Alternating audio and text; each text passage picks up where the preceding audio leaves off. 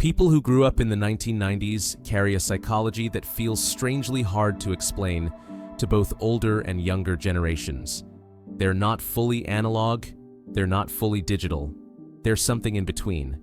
A generation raised at the exact moment the world was changing, but before anyone realized how permanent that change would be. They grew up in a time when life still had silence, boredom, and space, but technology was quietly knocking on the door, and that shaped them in ways that still show up today, in how they think, relate, trust, love, and cope with the modern world.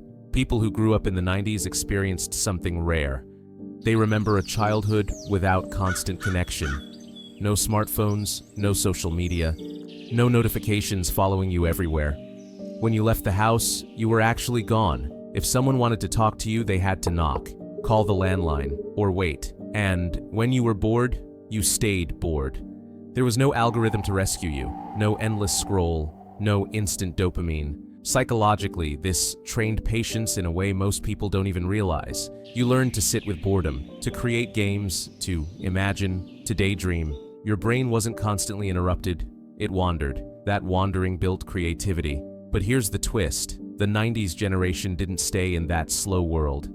They were the first kids to watch technology grow up alongside them. They saw the internet arrive, slowly, dial-up sounds, waiting for pages to load, one family computer in the house. Technology wasn't immersive yet, it was optional. And because of that, people from the 90s learned how to switch between worlds. Offline life felt real, online life felt like a tool. That balance wired their brains differently. They don't panic without Wi-Fi, but they use it fluently. They don't need constant stimulation, but they adapt to it. They remember what it feels like to disconnect, and that memory still lives inside them. Another major psychological marker of the 90s generation is this. They grew up with freedom, but also structure. Parents weren't hovering constantly. You played outside. You came home when the streetlights turned on. But there were rules. You respected adults. You were accountable. You figured things out, but there were consequences. This created a very specific mindset. Independent, but cautious. Creative, but grounded. Confident, but self-aware. They weren't raised to believe the world would protect them, but they weren't abandoned either. They learned resilience without being hardened.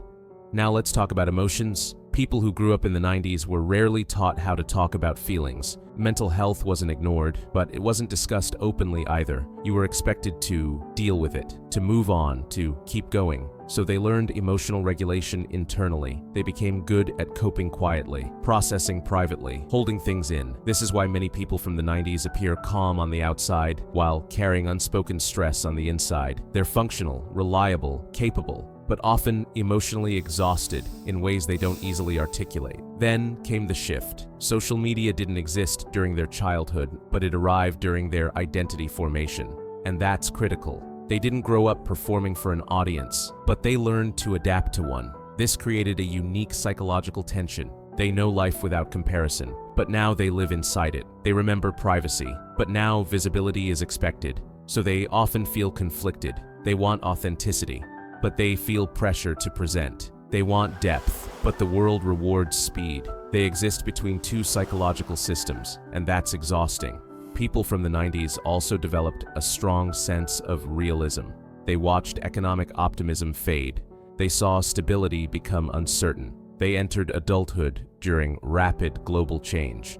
So their mindset is practical. They're hopeful, but not naive. Ambitious, but realistic. Dreamers, but grounded by experience. They don't expect life to be easy, but they still believe effort matters.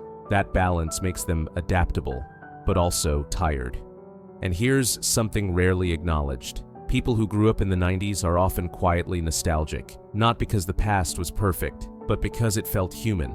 Less noise, less pressure, more presence. They don't reject modern life, but they miss the pace. They remember when moments didn't need documentation, when connection didn't require validation, when life happened, and that was enough.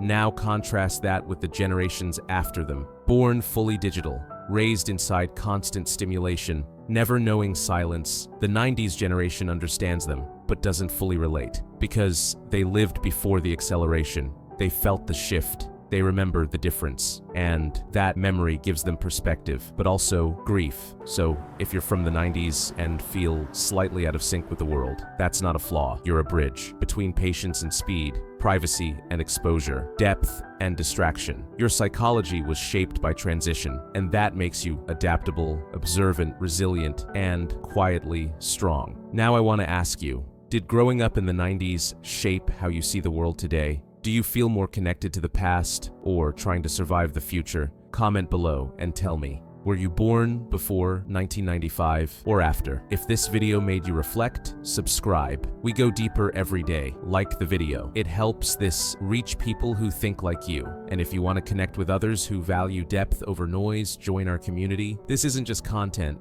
it's perspective.